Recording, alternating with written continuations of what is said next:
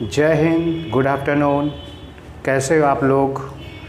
मैं मुकेश कुमार राणा एक बार फिर हाजिर हूँ आप सभी को एक नया कंसेप्ट और इंटरेस्टिंग कंसेप्ट बताने के लिए। ये जो चैनल है आप ही का चैनल है, आपके लिए ही बनाया गया है। जो भी कंटेंट होते हैं वो आपकी आसानी को बढ़ाने के लिए, और कंपटीशन में एक से एक सवाल जो आपके हर दिन हर क्लास में संभव हों, वो हम उसको डील करने के लिए आते हैं। तो आज का भी जो हमारा टॉपिक है ना, वो बड़ा ही इंटरेस्टिंग मेरे भाइयों। ये देखना, आज की श्रृंखला का नाम है इनफाइनाइट सीरीज ऑफ लूप्स। और ये जो टाइप है क्वेश्चन का, मैं बताऊंगा ये कैसा होता है।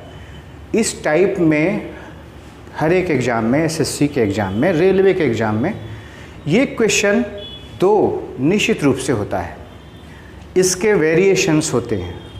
तो मैं आज एक एक करके वन बाय वन इसके सारे वेरिएशन को ऐसे आपको बताऊंगा कि इस वीडियो को सिर्फ 15 मिनट अगर आप देख लेते हैं तो उस 15 मिनट के दौरान आपके इसके सारे वेरिएशंस आपके कंट्रोल में हो जाएंगे। चाहे कैसे भी तोड़ मरोड़ के इसको पेश करे सवाल, आप उसका आंसर फटाक से देंगे, सेकंड्स में देंगे। ये मेरी गारंटी है। आप पहले 15 मिनट, आपको सिर्फ इतना करना है कि बस 15 मिनट इस वीडियो पर स्थिर रूप से देखना है। तो एक एक करके शुरुआत से आसान से लेकर के मुश्किल तक हर सवाल में हम लोग चलेंगे, कैसे कैसे उसका डील किया जाता है। देखिए सबसे पहला सवाल कैसा है। इनफाइनाइट सीरीज ऑफ रूट्स में पहला सवाल कैसा होता है। एक रूट होता है, उसमें कोई एक नंबर होता है, बीच में प्लस माइनस होता है, फिर वो नंबर होता है, फिर रूट होता है, फिर प्लस माइनस, फिर नंबर, फिर रूट। ये इनफाइनाइट टाइम तक ये चलता रहता है। इसका वैल्यू कैसे निकाला जाए? आसान से शुरू किया है मैंने। ये जो कुछ वैल्यूज ऐसे होते हैं जो बड़े आसान होते हैं, निकाल सकते हैं आप चाहे तो। ये आपके लिए एकदम आसान होगा। बहुत सारे जब आपने बहुत सारे जगह पर इसको देखा होगा। सबसे पहला हम लोग डील करते हैं कि कोई अगर ऐसी संख्या हो, इसके बीच में इस रूट के श्रृंखला में कोई ऐसी संख्या हो जिसे दो लगातार संख्याओं के गुना के रूप में लिखा जा सके।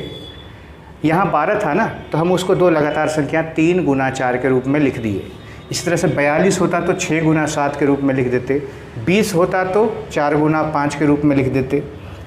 अब इसमें देखना है कि अगर बीच में प्लस का साइन है, तो इसमें आंसर जो भी होता है वो बड़ा वाला आंसर होता है। 3 और 4 में जो बड़ा है वो 4 इसका आंसर है। देखा कितना आसानी से दे दिया। लेकिन अगर यही यहाँ पर बाय द वे माइनस होता, प्लस प्लस प्लस जहाँ पर लिखा हुआ वहाँ पर माइनस होता, तो कुछ भी नहीं, बस बड़ा आसान है। इसमें से जो छोटा था वो आप निकाल लेते। 3 और 4 में जो छोटा था वो आप निकाल लेते। कोई भी जानता है कि इसमें से 3 छोटा होता है तो आंसर इसका 3 हो जाता। लेकिन फ़िलहाल अभी हमारा चूँकि प्लस है तो बड़ा वाला आंसर देंगे। तो ये आंसर हमारा हो गया 4। नंबर 2 ले लेते हैं, एक माइनस वाला ले लेते हैं ताकि समझ में आ जाए अच्छे से। अगर है root under 56 minus under root 56 minus under root 56, और यही प्रोसेस रिपीट होता है इनफाइनाइट लूप्स के साथ। तो इसका वैल्यू हम जानते हैं कि 56 को दो लगातार नंबर्स 7 × 8 में फैक्टराइज किया जा सकता है। अब जब प्लस होता तो हम 8 इसका आंसर देते, बड़ा वाला। लेकिन यहाँ पर है माइनस, तो इन दोनों में छोटा चुन लीजिए, और छोटा चुनेंगे तो दोनों में छोटा है 7। आंसर हमारा 7। ठीक है, शुरुआत किया था मैंने। अब ऐसी संख्या तो ज़रूरी नहीं है ना कि किसी सवाल में ऐसा संख्या हो। आजकल तो स्मार्ट हो गए हैं सारे एग्ज़ाम वाले। ज़रूरी नहीं है कि 12 देंगे, 13 दे सकते हैं। ज़रूरी नहीं है कि ऐसा कोई नंबर दें जो लगातार दो संख्याओं के बीच में फैक्टर किया जा सके। तो अगर ऐसा कोई नंबर हो, अब चलते हैं वैसे सवाल पे जहाँ ऐसा कोई नंबर हो जिसको कि दो लगातार संख्याओं के बीच में फैक्टर नहीं किया जा सके। तो तीसरा हमारा एग्जाम्पल है, गौर कीजिएगा। ये चैनल आप ही का है और आप ही के लिए बनाया गया है। आपको चाहिए, आपको सलाह है, और एक चूँकि आपको कंटिन्यूस अगर हमारे स्टडी के साथ बने रहना है तो इस चैनल को ज़रूर सब्सक्राइब कर लीजिएगा। अच्छे अच्छे कंटेंट्स जो आपके लिए ज़रूरी हैं विथ लेटेस्ट टेक्नोलॉजी, लेटेस्ट जो हमारा तरीका हो सकता है उसके साथ हम लोग देते रहते हैं। चलिए ज़्यादा नहीं बोलते हैं, बोलना मेरा उतना काम नहीं है। आते हैं सवाल पर। अगर ये है root under 13 plus root under 13 plus root under 13 और इनफाइनाइट टाइम से तो इसका वैल्यू क्या होगा। ठीक है, इसका वैल्यू हम कैसे निकालेंगे। अब इस 13 को तो दो लगातार संख्याओं के बीच में फैक्टर के रूप में, उसके गुणनखंड के रूप में लिखा भी नहीं जा सकता है। तो इस स्थिति में अगर कोई ऐसी संख्या आपको प्राप्त होती है तो इसमें आपको क्या करना है, इसका वैल्यू कैसे एस्टिमेट करेंगे, इसका वैल्यू क्या होना चाहिए। एसएससी सीजीएल में और एसएससी के लगभग एग्जाम्स में ऐसे टाइप्स पूछे जाने लगे हैं आजकल, जो कि लगातार संख्याओं का गुणनफल नहीं होता है। इस स्थिति में ऐसा मान लिया जाए कि ये जो पैटर्न है root under x plus root under x plus root under x plus repeated to infinite times, तो आपको इसमें याद रखना है, क्या याद रखना है कि इसका वैल्यू कितना होता है। इसके लिए हम लोग एक डायरेक्ट फार्मूला जनरेट किए हुए हैं, आपको बस उसी को ख्याल में रखना है कि इसका जो वैल्यू होता है वो ध्यान दीजिएगा, यहाँ पर गौर से देखना है आपको, रूट अंडर 4x। ठीक है, ये x का वैल्यू क्या होगा, ये जो नंबर है वही x का वैल्यू है। इसका वैल्यू जो आएगा फाइनली वो आएगा root under 4x plus 1, root under 4x plus 1 और फिर प्लस 1 बाहर में डिवाइडेड बाय 2। एकदम इसको क्या कीजिए, बॉक्स में लिख लीजिए, आपके लिए रामबाण है ये। इस तरह का कोई सवाल आता है फटाक से इसमें पुट कर देना है। अभी देखिए x के जगह पर था हमारा 13, x की जगह 13, हम इसका वैल्यू एस्टिमेट करेंगे। इसका वैल्यू है root under 4x plus 1 by 2, यानी फाइनली 13 चौके 52, 52 एक 53, रूट अंडर 53 प्लस 1 बाय 2, ये हो गया इसका वैल्यू। यानी अगर ऑप्शन में डायरेक्टली इस प्रकार से रखा हुआ तो ये हो जाएगा इसका वैल्यू। लेकिन क्या होता है कभी कभी कि इस सवाल में ये ऑप्शन में नहीं रहेगा, ऑप्शन में रहेगा 7 से 8 के बीच, 8 से 9 के बीच। घबराना नहीं है, साथ में है, चैनल आपका है, एक एक चीज़ बताएंगे, सब अच्छे से बताएंगे, घबराना नहीं है। वो भी हो जाएगा कि इसका वैल्यू एग्जैक्टली तो नहीं पता कर सकते क्योंकि एक अपरिमेय संख्या है, लेकिन हाँ दशमलव के 2 अंकों तक, 1 अंकों तक इसका वैल्यू निकाला जा सकता है। तो चलिए आइए कैसे निकाला जाएगा इसका वैल्यू, किसके बीच में लाई करेगा वो हम लोग इसको ट्रैक आउट करेंगे। अब आप सोचिए कि 53 है, 53 के जस्ट पहले किसका स्क्वायर आता है, तो 7 का स्क्वायर आता है। तो 7 पॉइंट समथिंग समथिंग समथिंग लिख देते हैं 3 अंकों तक, एक्स एक्स करके लिख दिया, और साथ में प्लस 1 बाय 2 है। तो 7 पॉइंट समथिंग होगा ये, तो 7 और एक 8 point something something something divided by 2, divided by 2, यानी जो फाइनल आंसर आएगा वो आएगा 4 पॉइंट समथिंग समथिंग समथिंग, यानी कि इसका जो आंसर आएगा 4 पॉइंट समथिंग आएगा। यानी अगर इसके रेंज की बात की जाए तो इसका वैल्यू जो लाई करेगा वो 4 से लेकर के 5 के बीच में लाई करेगा, यानी इसका जो वैल्यू लाई करेगा 4 से 5 के बीच में लाई करने वाला है, 4 से 5 के बीच में क्लियरली रूप से। ठीक है, ये था इसका तरीका जब हमको ये नहीं पता हो, कोई भी नंबर दे दिया गया इसी पैटर्न में है, लेकिन हमको ये नहीं पता हो कि ये किस दो लगातार संख्याओं का गुना है, ये निकालना संभव नहीं है। तो इस स्थिति में हम इसको ऐसे करते हैं। अगर यही चीज़ चौथे नंबर में हम लोग देखते हैं, आप लोग थोड़ा नोट डाउन करते जाइएगा, हर बात को पॉज कर करके आप उसको नोट डाउन कर लीजिएगा। आपके पास इसका जब नोट रहेगा तो आप थोड़ा सा बाद में इसको रिवाइज कर पाएंगे। देखिए एक लंबी प्रक्रिया है सीखना, एक कंटिन्यूअस प्रक्रिया है, और हम आपके साथ बने हुए हैं। चैनल का साथ आप लोगों का साथ रहेगा तो चैनल एक से एक चीज़ें, उपयोगी चीज़ों आपको देते रहेगा। चौथा नंबर, अगर यही पैटर्न माइनस में हो, root under x minus 2 infinite times रहे, तो इस फॉर्मूले में क्या चेंजिंग होगी? कुछ भी नहीं होगी, एक हल्की सी चेंजिंग होगी कि अगर यहाँ पर रूट अंडर 4x प्लस 1 ये रहेगा, बस यहाँ पे -1 लग जाएगा और डिवाइडेड बाय 2 भी रहेगा। देखिए तो कुछ फ़र्क पड़ा। ये भी हम आपके लिए एक गाइडलाइन का काम करेगा। ये देखिए, अगर यही प्लस के जगह यही चीज़ माइनस में हो तो आपको सिर्फ एक काम करना है, बस यहाँ पे माइनस लगा देना है और फाइनली क्या होगा, इसका वैल्यू निकल जाएगा। एग्जाम्पल ले लेते हैं। 11 root under 11 minus 11 minus root under 11 minus infinite times इसका वैल्यू क्या होगा। तो यहाँ पर x का वैल्यू है 11, तो रूट अंडर 4x 4 गुना 11 प्लस 1 और लास्ट में -1 डिवाइडेड बाय 2। 11 चौके 44, 44 और 1 45, यानी ये हो गया root under 45 minus 1 by 2। Root under 45 के पहले किसका स्क्वायर होता है, तो 45 के पहले 6 का स्क्वायर होता है, तो इसका जो वैल्यू आएगा 6 point something something something -1 divided by 2। तो ये 6.1, तो 5 पॉइंट समथिंग और डिवाइडेड बाय 2 आएगा। तो इसका जो आंसर फाइनली आने वाला है 5/2 कीजिए तो वो 2 से ज़्यादा आता है और 3 से कम आता है, यानी इसका वैल्यू जो लाई करेगा 2 से 3 के बीच में लाई करेगा, यानी इसका जो वैल्यू होगा वो 2 से 3 के बीच में लाई करेगा। अगर आपका ऑप्शन ऐसा है तो यहीं पे आंसर ख़त्म होता है। आप इसको 3√5 भी कर सकते हैं, 9 × 5 करेंगे तो 9 बाहर आ जाएगा 3 होकर के। और अगर आपका ऐसा आंसर है कि इतना से इतना के बीच, तो आपको ये देना है कि ये 2 से 3 के बीच का इसका वैल्यू लाई करेगा। ठीक है, नेक्स्ट पैटर्न पर भी हम लोग चलना है, थोड़ा सा हर बात को सीखना है।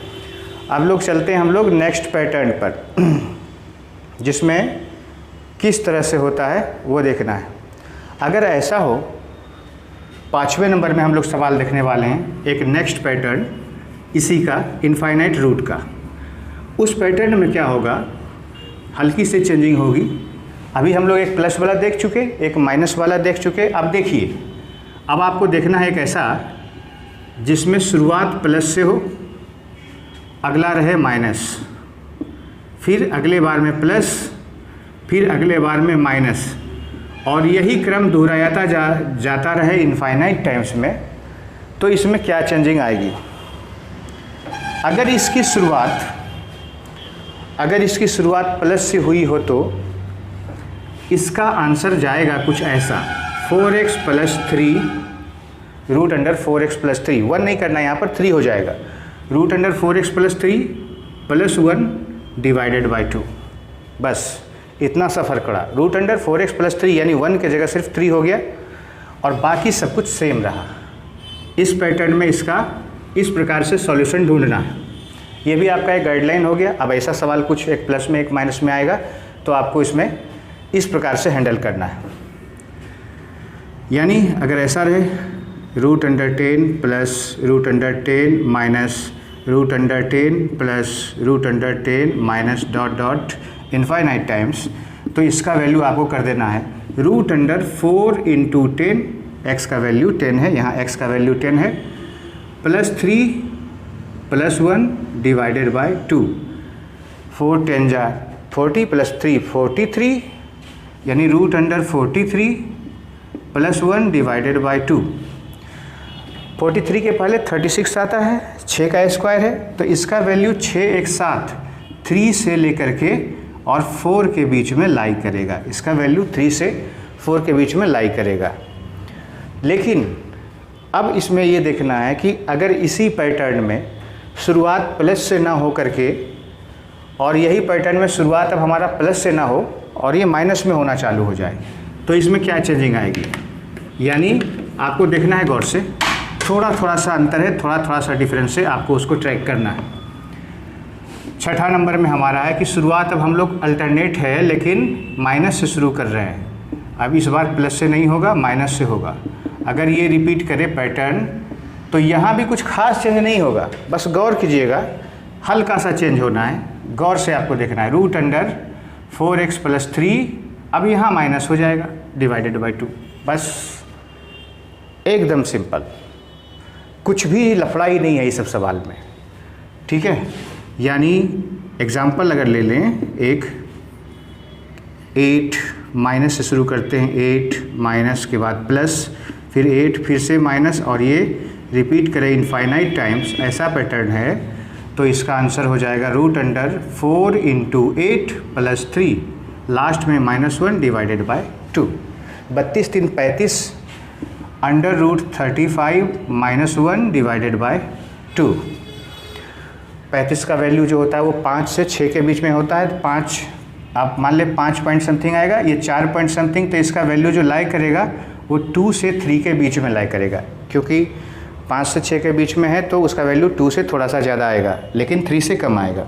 तो ये वैल्यू जो लाई कर रहा है वो 2 से 3 के बीच में लाई कर रहा है। जैसा आपका ऑप्शन हो वैसा आपको करना है। आप इसको भी गाइडलाइन के रूप में चाहें तो अपने कॉपी में नोट कर सकते हैं। नोट जरूर करिएगा मेरे भाइयों, नोट जरूर करना इसलिए ज़रूरी है क्योंकि कोई भी चीज़ आप इंटरेक्टिवली जब पढ़ते हैं ना तो वो आपको ज़्यादा समय तक भी याद रहता है और ज़्यादा आपके लिए यूज़फुल भी होता है। गौर से आपको हर बात को नोट कर लेना है। थोड़ा फ्रेम इधर उधर हो गया था, मैं उसको ठीक कर दे रहा हूँ। फ्रेम अब आपका थोड़ा ठीक दिख रहा होगा। आइए देख ले हैं, आपको देख लीजिए ठीक से। अब इसमें अगले पैटर्न में हम लोग चलते हैं। बस 2 पैटर्न और है, 2 पैटर्न और है, उसके बाद हम लोग आज के लिए समाप्त करेंगे। 7वां क्वेश्चन आपको देखा जाए वो किस पैटर्न का होगा। फ्रेम आपका थोड़ा सा इधर उधर हो गया था, मैं इसके लिए आपसे माफ़ी चाहता हूँ।